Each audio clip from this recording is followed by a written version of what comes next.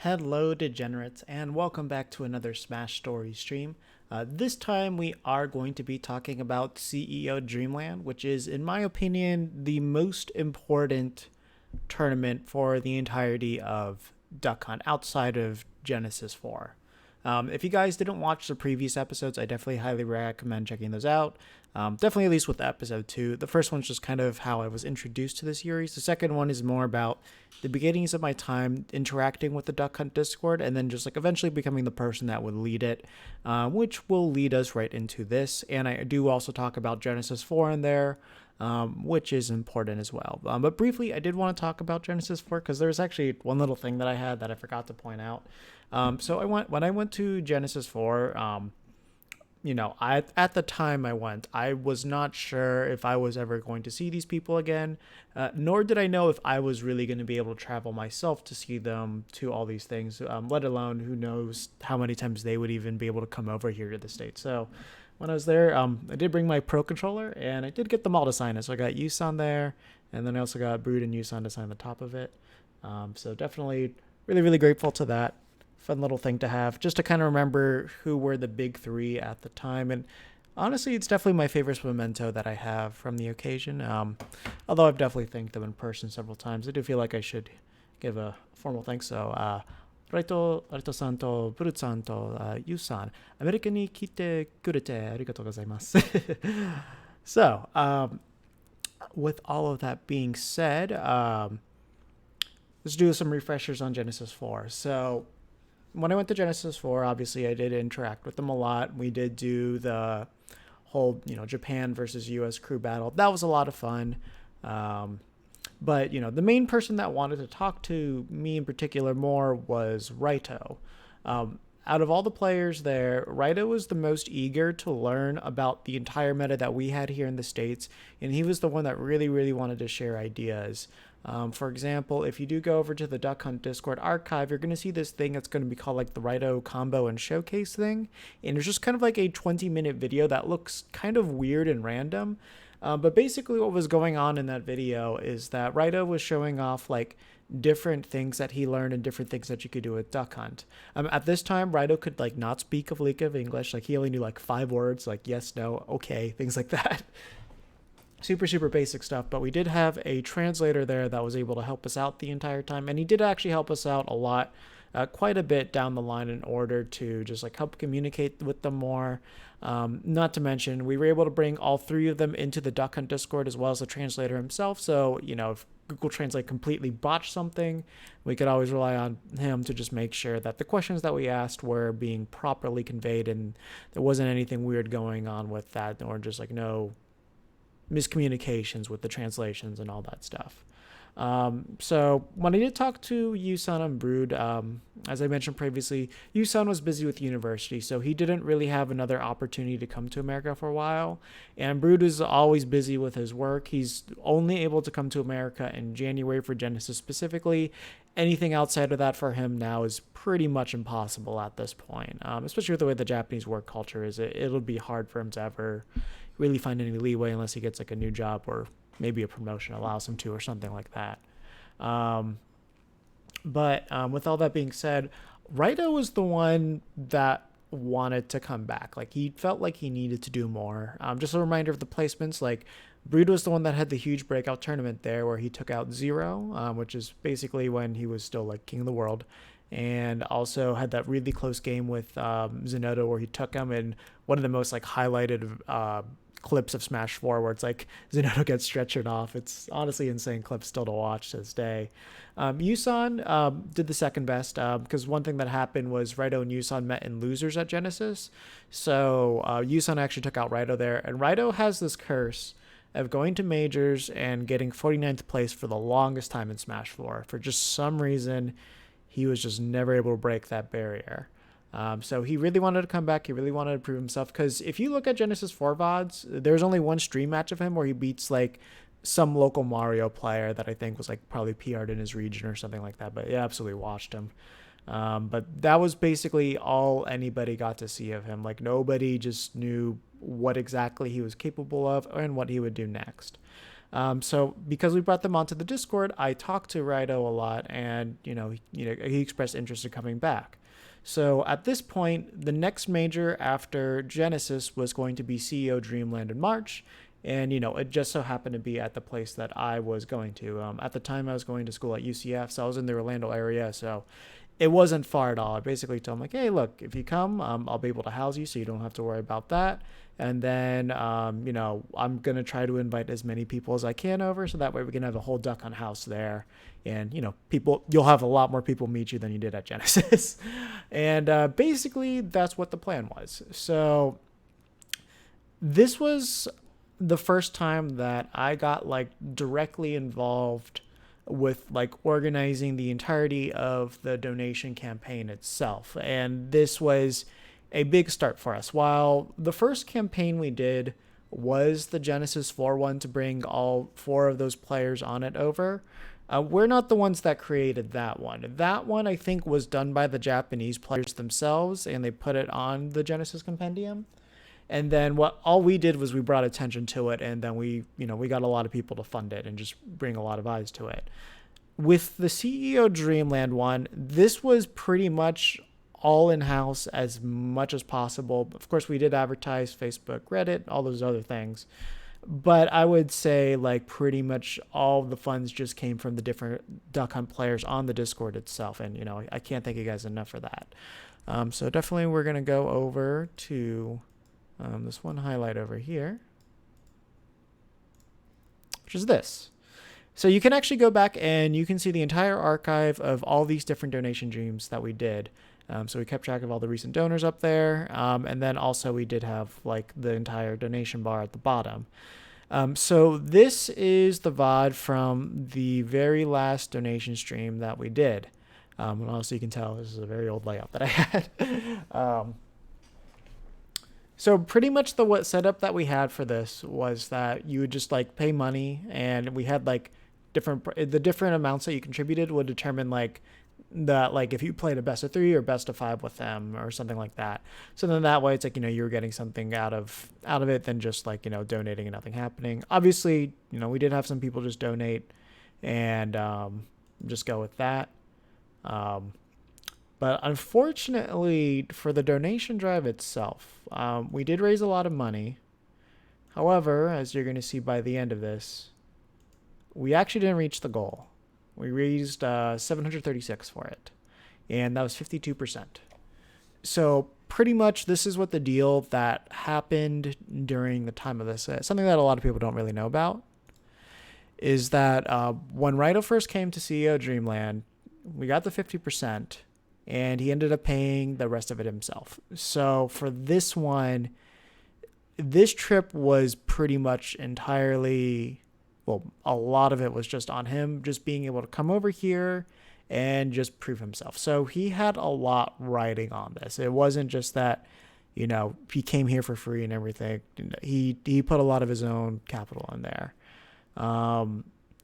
So that was a huge investment for him. Like I remember like when this was going on, I was like, are you sure you're going to be able to do this or something like this? And then, he said yes. So at the end of this stream, that's when I announced that like, hey, lucky for us, we were able to raise enough that he feels comfortable in coming. So, that was a big sigh of relief. But then at the same time, I knew it's just like, we really have to make the best of this that we can. The cool thing is that I was able to gather a lot of Duck Hunt players over here.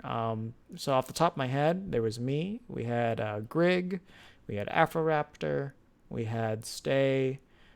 We had Paris. And then you had me. And all of 6 of us were in the Duck Hunt house, but we did have some extra ones. So Dandy Penguin was a notable one. He was the best U.S. Duck Hunt at the time, so it's really cool to have him there. And then just some of my other friends would just like kind of come in and out as well. But those were the 6 of us that were staying at the place itself. So the first thing that like really amazed me when I saw him again was just how much English he was able to speak. So keep in mind, Genesis happened in January. This happened in March. Get an exact date. Actually happened in April. So 1 more month. But the event itself happened April 14th, and he came a little bit earlier before that. Should be able to get a date, actually. He came in... Actually, I can't get a date just because it says it was modified. Because I think this... Yeah, so I can't get an exact date, unfortunately. But I think he came like the Thursday before. And then from there, I was actually able to have conversations with him in English. It was mind-boggling how quickly he picked it up. Like, the only way that you can really do that, especially like I don't know if you guys have like ever tried translating Japanese sentences or like had experience doing it with Google Translate, but Japanese to English is one of the absolute worst translations that you can do. And it's not because like one language is less complex than the other.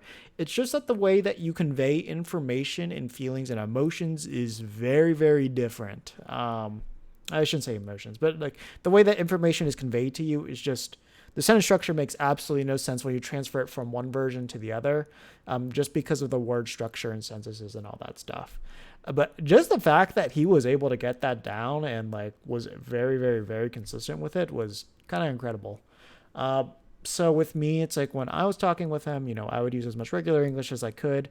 But I would always try to make sure to like break it down to like simple words and phrases. So it's like the general idea of what I was able to get across could just come across that word without you needing to know too much. So it's like if I just had to translate one word, then it'd just be like, so it's like this. Oh, okay, I understand that.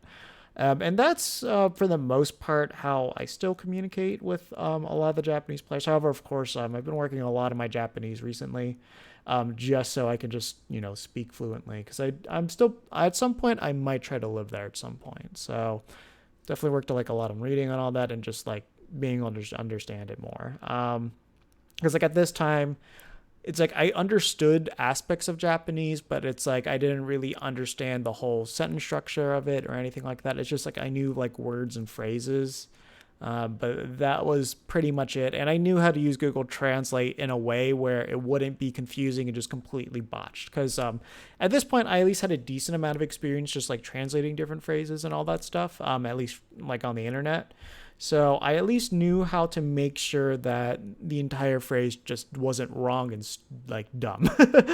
So that helped a lot for that, of course.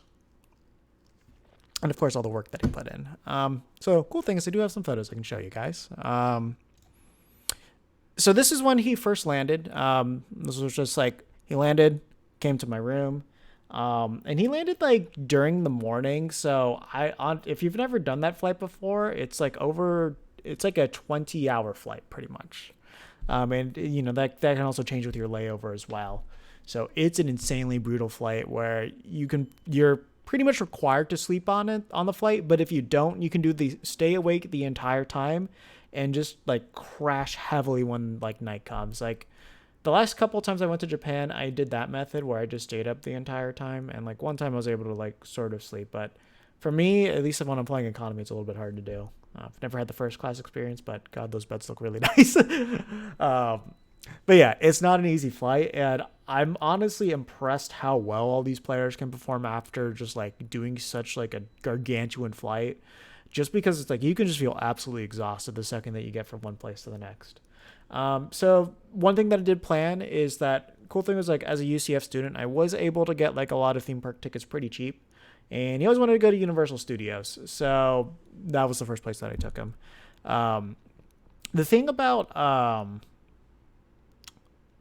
like theme parks in Japan, talk about a little bit about Disney and Universal is, over at Disney, if you go to if you go to their version of the Magic Kingdom, which is just Tokyo Disneyland, it's very similar to ours. So there's not too much of a difference there. But like if you're a huge Disney fan, there's a lot more things you can pick apart with that. Universal, on the other hand, ours is extremely unique. Like one thing in particular was the Wizarding World was not open yet over there in Japan, so he really, really wanted to see that because he was a huge Harry Potter fan. So we have that over here. The funny thing was they just opened up the Jimmy Fallon ride when he came here, and after that he became a huge fan of Jimmy Fallon, so he actually started watching the show after he did go on it over here too. The unfortunate thing is that he did want to see Diagon Alley, which is another thing that's not present there, but unfortunately it's like we walked through the land, but we didn't get to go on Green Gods because the line was too long. And also, I did make a meme of that face that he had on me. If you look at the old trailer that I have on my on the Dawangthang channel, you'll see that face pop up as like sort of an emote that we have. I don't know if I have it as a Franker Z thing, but I always loved that one.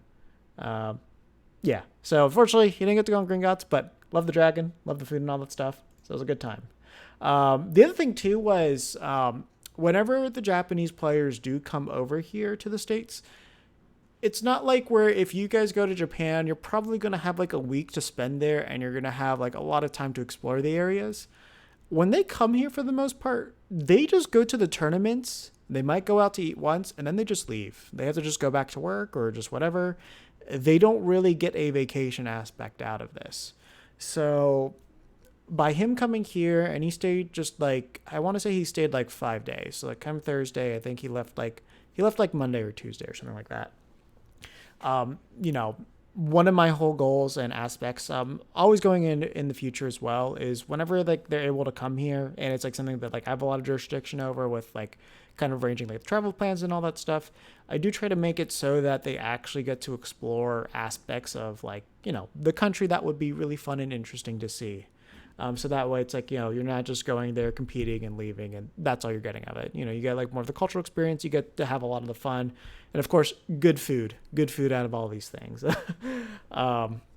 Something I should say is if you guys were ever curious about the Duck Hunt Dinner hashtag, that was something started by Yusan, which he doesn't continue anymore, unfortunately.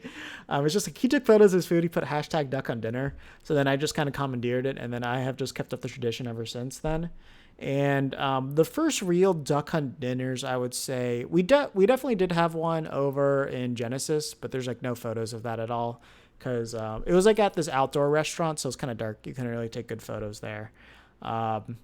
But definitely over here, like Catfish and all that stuff, that was one of the first. So, you know, Rido came back here, and this is the first time that he really, really gets to explore, you know, outside of the tournament venues. So I do know like he went to Evo in the past before he went to Genesis, but it was kind of the same deal. Go there, maybe have fun at the hotel, have some at some restaurants, but you're not going to see any shows. You're not going to see any attractions because, you know, a lot of things are very expensive and all that stuff. And, you know, if you do not know the area, especially coming in as a foreigner, especially like with Japanese as your background, it can be kind of hard to navigate. So basically, when he came down here, I kind of acted as the tour guide for Orlando and then just made sure that, you know, everything was taken care of for him.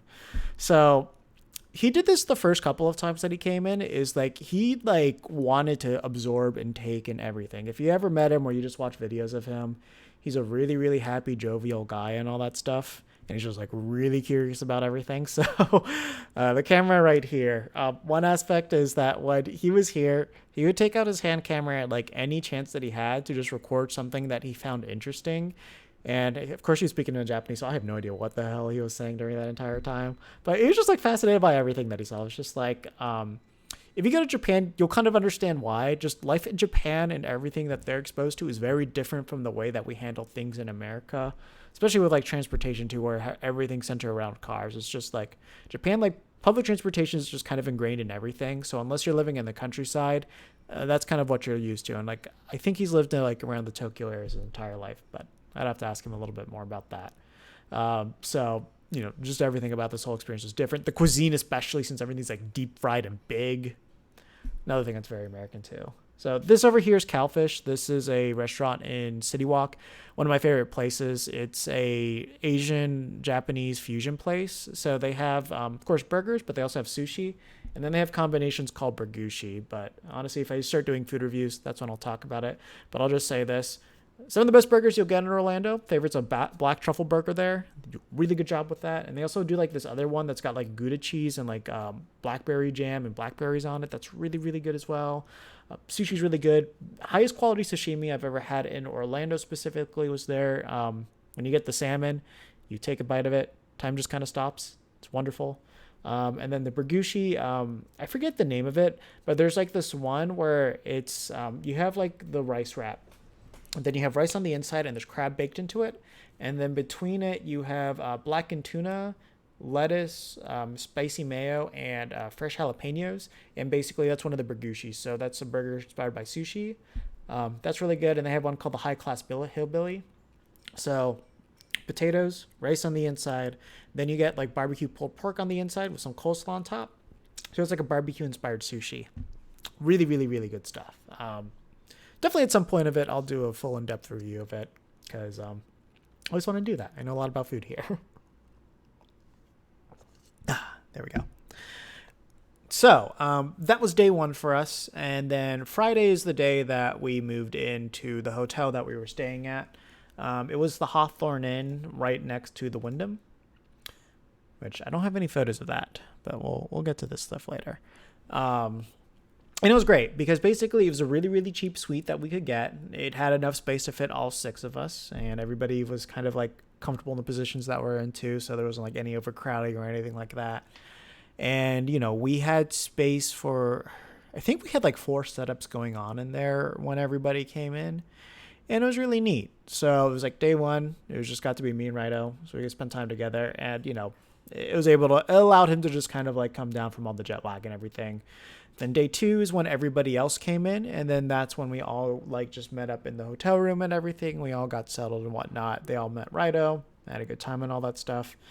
And, the area that the old CEO was in, and if CEO still does happen is here where it currently is, the Wyndham in downtown and International Drive. Wonderful area. There's just like a lot of different restaurants you can walk to. There's a lot of like different touristy trap things that you can go to that are really fun. Not to mention the Orlando Eye's right there too. They also have the world's largest McDonald's. Well, former world's largest McDonald's, where they actually have an old animatronic of Mac Tonight that still works. And they have McDonald's pizza. They have McDonald's pasta. It's a really weird place, but really interesting, really good, really cool.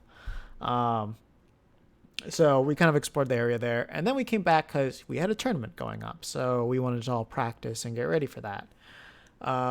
And there was a couple of things that immediately stuck out to us. So first of all, he was kicking all of our asses. Like, he was unbelievably good at the game at the time. You can go back and you can watch the friendlies of all these happening, which I'll show really briefly right here. So if you go to videos, and if you go to friendlies with Rido, pairs and all that stuff, this is just like a collection of friendlies that we were playing during CEO Dreamland when Rido came over and all that stuff. So basically different people would get on and we would just kind of rotate them out and everything. So really neat. You can kind of see like the skill level that we're at, and you can kind of just see like how much he was just kind of wiping the floor with us for the most part. But there was something very important that happened there that like really grounded the whole situation in terms of like how we got to all these different skill levels. So obviously, of course, brackets are released ahead of time and you're able to research your opponents and all that stuff. So after we had our friendlies and everything, we grinded and, we're settling down more. That's when Rido was like, okay, let me prepare for this tournament. So the first thing he does, he breaks out this book. And then he also like breaks out like his computer. So he kind of has like the frame data out for different, for like the different characters. And then he also has VODs of the players that he's going to fight up. So first of all, he does that to find out what characters he's going to be fighting. He also figures out what habits that they're going to be doing. And when he has those characters, what he did was, I would help him out, like lab out specific interactions and practice it over and over and over and over again until we figured out what would be the best way to deal with those specific interactions, how to overcome it, and what you could and couldn't do. The other thing, too, is when you look inside his notebook, he still has this, is that he has detailed pages and notes on every single player that he fights. When you look at his book, there is a front and back page of that notebook dedicated to one player. So it'll be about tips about his character, things that he likes to do, different habits that he has, stages they like to pick and everything like that. He's very, very, very meticulous when he's studying and preparing for a tournament. And it's like, once I saw that level of dedication from him, that's what I really understood, like the differences between like high level plays and players like me. It's like, if I really wanted to say that like I was a serious competitor and player, I realized like that was like more of the steps that was necessary to take in order to really get myself to the next level. And at this point, considering like how much I did with like the donation drives, how much I was doing with the Duck Hunt community in general, not to mention my own Smash Club and just commentating, that's more when I realized like I am probably never going to get to the point where I would be satisfied with where I was unless I decided to give up those things. But I'm very happy that I didn't pursue just like trying to become a better player, just because I feel like all the work that I did with everything else, like just community wise, was just way more important in the long run. And I think like professionally, it just like helped me out a lot more in general with like things that I could just write down that I've done. Um, so once I saw that, like that's where I realized, like, okay, he's serious. He means business. And I remember when I saw that, it's like, I think there's a real chance that he might get top 8 at this tournament. So all of us were really, really excited for him. Everybody that stayed in that room, everyone that played him, like we knew he was good, and we just were not sure exactly what type of performance we'd be getting once he was finally in the tournament. We knew it'd be good, but we weren't really sure how good it was. And the other thing too is nobody knew who Raito was. There were a select few in CFL who knew because they knew me, and I talked about how, hey, I'm bringing over a Japanese duck hunt player over to the States, and he's really good. But of course, there's not a lot of footage of him, so you can't really understand how good he is. And when you fight me or you fought Paris, like, we weren't anything spectacular or anything. Most of the people there could beat us, but like, we also did make people shake quite a bit. But comparing us to Raito were just two completely different beasts, especially back then. So like, it was really hard for anybody to prepare exactly what they were in for. They could study the VODs of Brood, they could study the VODs of Yusan. However, the thing was like the three of them had very specific play styles, and you had to know how to play against their play styles to really take advantage of them. Obviously, of course, there's basic Duck Hunt things that you need to know how to fight and counter. But the thing about Duck Hunt is the way that he operates is you manipulate everything to the way that you like to do. So like some Duck Hunt players are going to use their can a lot more aggressively. Some of them are just going to mostly control positions and all that. Some of them are going to be like way more like passive and defensive. Some of them are just going to be trying to force you in situations where it's like you have to make a guess and you're going to guess right or wrong. And Duck Hunt's probably going to be in a safer position and not going to be in an area where he's going to take as much of a punishment. Brood was the most neutral fundies based, and honestly played with like the least amount with can. Like he only brought it on like a lot of very specific situations and like at ledge. Outside of that, you wouldn't see him use it as much, generally speaking. And Yusan was all about like tricks and setups, and he would go for that to his benefit and to his detriment. And Raito was like a mix between them. A lot of fundamentals, but like sometimes he'd be so focused on this game plan where it's like it kind of mirrored Yusan in that respect. But it was never anything nearly as complex as Yusan was going for. It was like very simple and to the point and just there to like aid his neutral. And that's all he was really going for. But overall, it's just like we all felt like it led to like one of the most balanced gameplay. But still at this time, we felt like Brood was probably the best player out of all of them. But that's not really a surprise just because Raito actually got his start with Smash in this game. Same with Yusan, but like Brood was a long time standing Smash veteran. As I mentioned in the last video, he's the person that put Olimar on the map in Brawl. So he had a lot going for him already and just had neutral developed. The closest that Raito was to competitive play in any aspect was that he did some things with Pokemon, but like, as you know, Pokemon metagame is very different from Smash. You got time to think about your decisions. Smash, not so much. No, got that luxury. So yeah, doubles happens. Nothing too much there. Raito didn't really team up with anybody, and we just kind of had fun with that. We just entered to enter.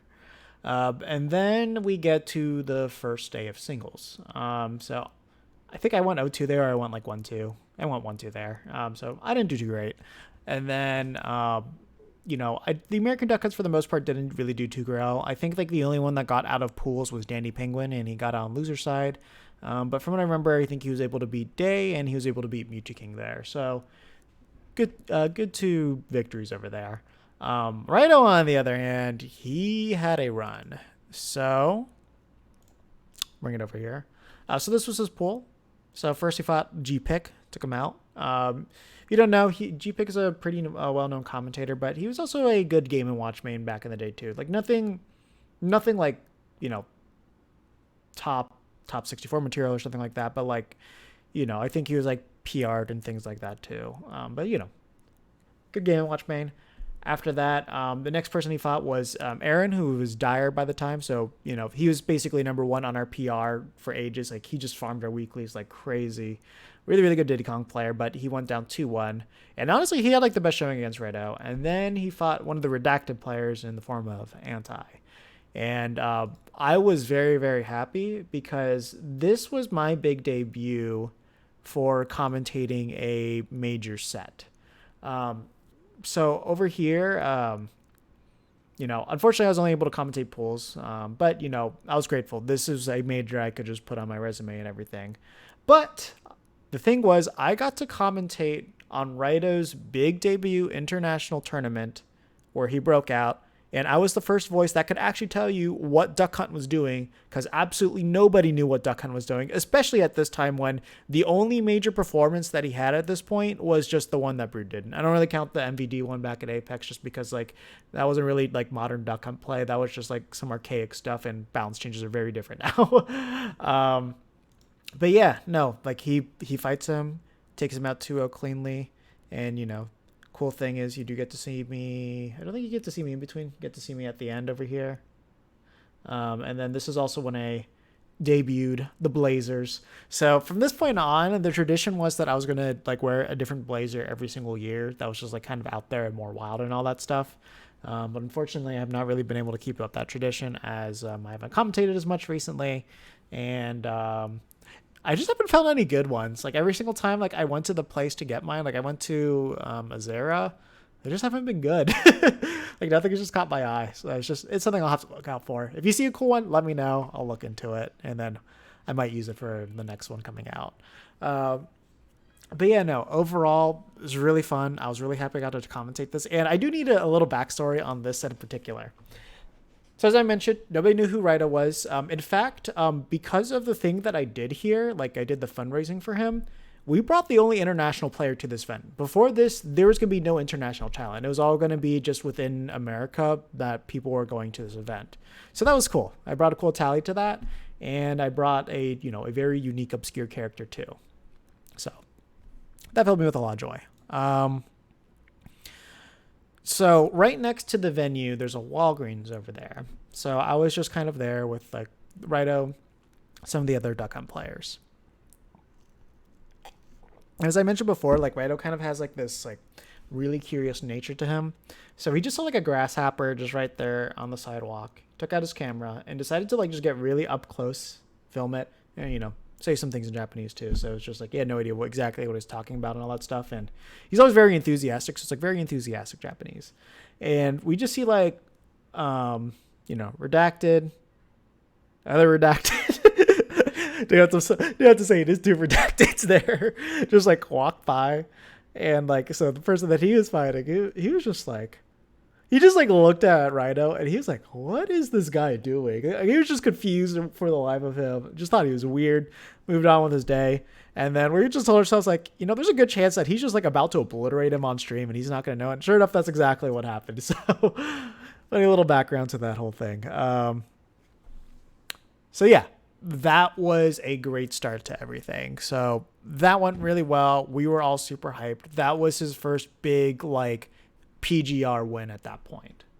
So that ended day one, and then day two commenced. So next he fought Void, which, unfortunately there weren't really too many good Sheiks that he fought at the moment. So he wasn't as experienced in that matchup. And not to mention, it wasn't the easiest one. There was like kind of a lot of like really annoying things. Like I would definitely say it was a matchup that was like slightly in Sheik's favor. And I think at this time, Sheik might have still had the 50-50. I have to double check that though, because I'm not sure exactly what patch they were on. So he did lose to Void, but then he had a pretty good losers run. So he beat Wormy Nugget 3-0, which that was a PR Diddy Kong player back in South Florida. So he's pretty good. And then this was the big one. He fought Larry Lur, and he was able to clutch it out in the best of 5. So that was a really, really, really, really, really, really good set to watch. And we popped off like crazy for that. I always like had this chant where it's like I did like Raito, go Raito whenever's going on. And in certain VODs you can hear it. It just kind of depends how close the audience is to the mic And if they haven't actually, if they have an audience mic, you can definitely hear me. And if not, it depends how close the commentators are. Like I'm pretty sure you can actually hear me in the Genesis one, saying like "Brood Baby." If you watch the Zenota versus Brood, I'd have to go back and like find it out and point out. But I remember I did hear that once. So that was a really good match. And then this one over here, Raito versus DeBuzz. This one we were all really, really excited for, and it actually was a really good set, especially for like his first time fighting DeBuzz too, which keep in mind, DeBuzz was like number 3 in the world. So him beating him here, huge, huge, huge upset if that happened. So Raito actually had a lot of experience playing Kirihara, so he actually felt really, really confident going into this, and he felt like there was a lot of things that he could do. But like I think like one of the things that ultimately undone him at this point was that Kirihara is like a little bit more aggressive. It's definitely a lot more aggressive than DeBuzz was back in this point. So he probably wasn't as used to playing against somebody as passive as DeBuzz, but like Raito played really passively. He kind of knew what he needed to do, but it's just like there were like some really clutch moments that DeBuzz had, and I think like some Rage Jang too that like helped DeBuzz close it out. It's been a while since I've watched that set. I'd have to go back and see it, but this did actually start a long tradition where like DeBuzz was one of Raito's kryptonites. Like it took him out for a while, but we'll get to the point when that all kind of changed around, because like there was one tournament where he finally overcame that barrier, and that was a huge sigh of relief for us. But yeah, no, that's basically what happened at CEO Dreamland. So Raito came over here, was a virtually unknown player. He was able to take out 2 big PGR names, and then 2 like really well respected like local PRs as well. And then, gave a serious set against DeBuzz, who was, number 2 or 3 at the time. So that single-handedly just put him on the map, and that sent like a message that like, okay, Duck Hunt's actually a threat that you're gonna have to look out for when you do see Raito in there. And not only that, but like it inspired a lot of hope for like just like you American Duck Hunt mains, because like the sentiment for American Duck Hunt mains was not great. Genesis was a good booster, but that was a one-off thing. And one of the whole things about doing these donation drives that I knew would be very important is just having that consistency of good new footage that we could watch and analyze, bringing out Raito here so he could constantly improve. Because like at this point, he was not a top 20 player where, he could fight them, he could beat them.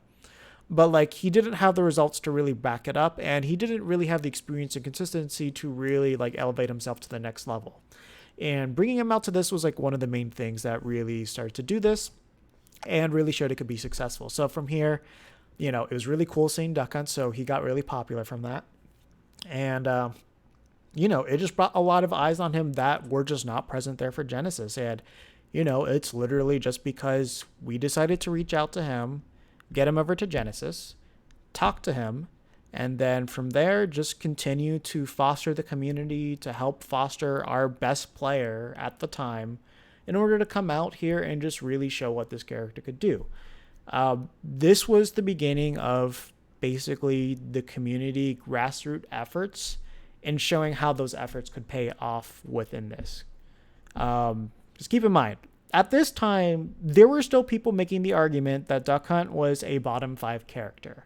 That was still the consensus, and that was still the general sentiment of Duck Hunt at the time, at least in America. And as I mentioned, in Japan, he was always seen like as a mid to a high tier character over there, but in America, he was just seen as straight garbage. But this was the first thing that kind of like Genesis sent the ripples, and then this like made sure it's like, no, this is not a ripple that's going away. This is kind of here to stay.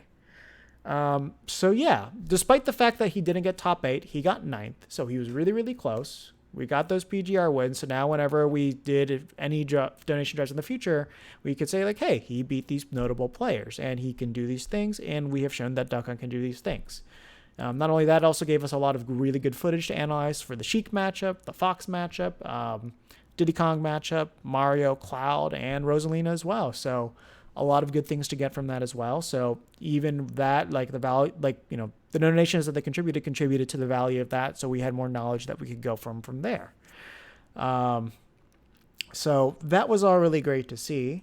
But the other thing too that I haven't really talked about was just the whole general community of everybody that was there.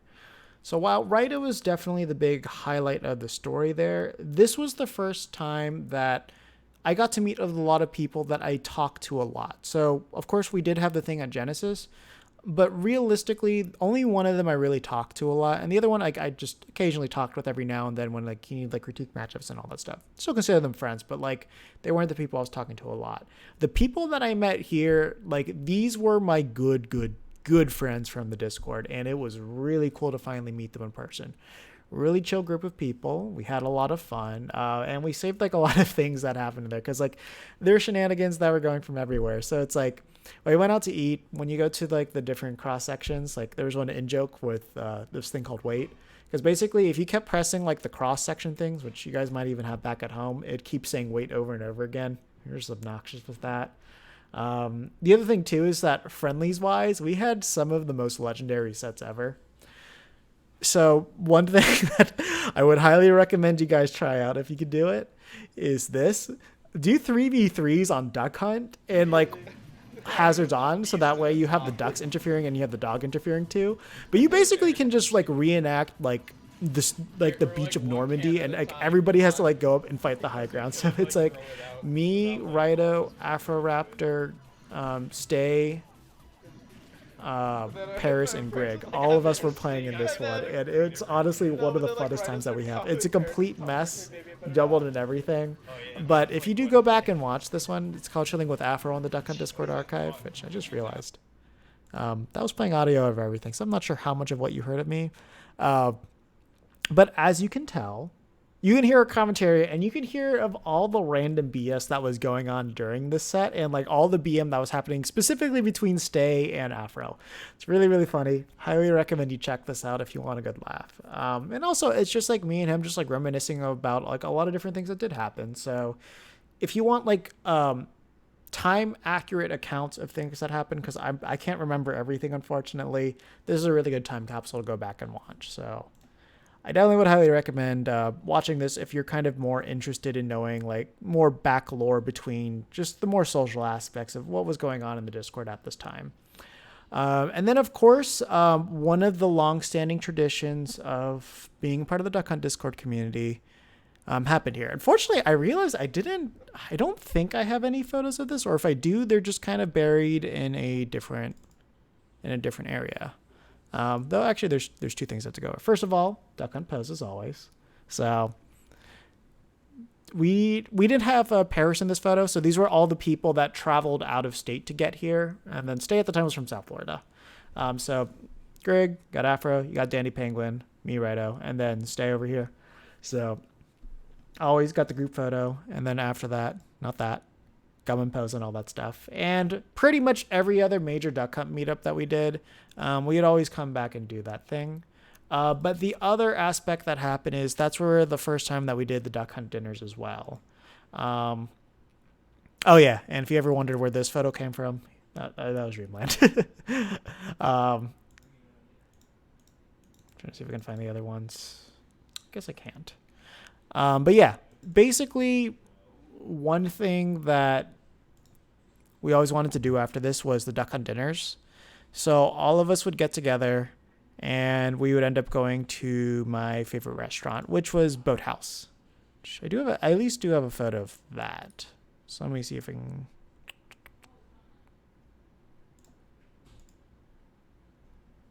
Okay. Here we go. So unfortunately, this is not from the first time that we went. This is from another time, but pretty much we would always end every single tournament over here. And if CEO does happen again, we do get it. It is going to end here again. It's my personal favorite restaurant at Disney Springs. A lot of really, really good food, really nice atmosphere. And the other thing too is like, of course, because of the pandemic, the hours have changed, but like they're always closed at 2 a.m. So like after the tournament ends at 10 o'clock, it's one of the places that's guaranteed to be open. We could sit out on the water, just enjoy the breeze. They normally have like soft rock music playing in the background or some other type of like lounge band. And you're just able to relax and you're just able to take in everything that happened from the event and just talk over it. It's just like, it's like the perfect way to just end any trip that you have here. Then the fun thing else funny is if you do go to Disney Springs, you probably know that there's a hot air balloon that's over there. And I think that might have been the first time that Rido ever saw one. Because like the second he saw that thing go up, he's like, "Oh, Sugoi!" He took out his camera and just like immediately ran over and started filming it. It was one of the funniest things that I saw. But that just kind of speaks to the thing. It was like, it was his first time really being able to explore America. He was just having a lot of fun with the overall experience there, and it was just a really cool way to end the night. So after all of that was said and done, a lot of people had to leave at that point, and you know, the tournament was over. So it's not like there was that much more that we could do at this point. But I have to go to the other one, right? Yeah. Yeah. So tournament is over at this point. We had to say goodbye. So I do have like one last photo that I want to share. So this was the last photo that we took like right before right or left back to go back to Japan. And it was so sad when this happened. So it's like obviously he's really happy. He sure didn't know if he was coming back. We had no idea if he was coming back. And when we were dropping out at the airport, we have like these people that like help keep the traffic flowing. So like they say, you need to move, you need to leave. And like this lady was just like harassing us the entire time. And it's like we literally just dropped him off. And we wanted to take one last photo before we went. And like we had like much more we wanted to say before we said goodbye, and we just couldn't. So we just had to hastily take this together because like she was like getting ready to write us a ticket and everything. So like he was like legit about to cry and all that other stuff. But the good thing is he was able to leave. He was able to like get home safely and all that stuff. And obviously the story didn't end there. From this point on, this would just start a long partnership and friendship where we would talk a lot with the Japanese Duck players, mostly Raito because he was the only one that was like free and available to come over, and us doing like donation drives for him and just like improving the Duck Hunt meta through talking with him, working with him, bringing him here, proving what this character could do. That gave a lot of confidence to the US Duck Hunt players. And like, a lot of them were not good at the time, but slowly through a lot of the coaching and a lot of things that we would do on the Duck Hunt Discord, slowly but surely we're able to improve things. And all of us being there, everybody that was inside that room and saw the worth ethic that Raito was putting in to improving himself as a player and improving what this character could do, we just understood what was required of us to help return the favor and to help better our own players that were not in attendance there, and like really share the different tactics and the different energy that he had that would, help us carry in the future to where we are today, where we actually have had a lot of prominent American Duck Hunts do very well in their own regions. And, also kind of the mentality that was carried over from that one segment definitely influenced the way that we did things in the Duck Hunt Discord. Like the way that we helped coach people, the way that we handled different topics and discussions that would go on there, and just like making sure that everything that goes on there would just be like productive and like useful in some sense. And, if there's anything to the contrary of that, we'll tell them why it's bad. And then if they refuse, we'll just, I'll get rid of them because there's no reason for them to be there at that point if they just want to actively tear things down. And it just set like a big precedent for the way that we handled ourselves with the community, the way that we would bring up each other, the way that we would support each other, and just, that was our identity. The identity of who we were as a group was founded at CEO Dreamland. And that's why for me, it's always going to be like the most personally effective experience that I've ever had at a tournament, and I don't think I'm going to have another one like that. As much as I would love to, it's just like, where I was in my life, where I was growing, and how that made me grow as a person for the future and everything. I don't think I'm ever going to be able to recapture that. Well, I will say, I think as a tournament experience, I probably had slightly more fun at like Smash Record 2015. It's just nothing. I'm never going to be able to look at anything back the same way that I did as CEO Dreamland. So with all that said, I hope you guys enjoyed that long rambling because that was definitely a pretty lengthy one, but this thing's personal to me. There's just a lot of fond memories, and I even know I didn't even get to like touch all of them. So I hope you guys do check out that one video of me and Afra just talking about all this stuff, because there's genuinely a lot of hilarious matches to look there. If you're interested to see more of what Smash for Duck Hunt looks like, you can see a lot of that too. And you can just kind of see where we were at mentally at that point too. Like it's just a very interesting time capsule of the way that we thought and the way that we viewed things back then. So no, definitely. It's worth checking out if you don't really have anything else to check out. Of course, it doesn't really have any relevance now, but it's a fun time capsule, and it's something I'll always look back on fondly. So, you know, now that it's back to you guys, let me know. Is there any tournaments that have impacted you a lot, or was there just any sets that you watched that really impacted you? Were you guys watching CEO Dreamland when it's live? Do you remember seeing these upsets happen? Did it change your perception at all? Do you kind of remember the events of everything? If you're a longstanding Duck Hunt, Duck Hunt Discord participant or group member, do you remember like kind of the effects of all this and everything? Let me know in the comments below. I'm very interested to see what your guys' memories are, or if you guys are just all brand new to this, because you're brand new. Yeah, none of this is going to hit you at all. But, I hope I was able to share a little bit, part of my life and all that stuff that, it's dear to me. I'm not sure if I told it in the best way possible, but it was the most honest way that I could do it. So until the next one comes out, take care of yourselves until then.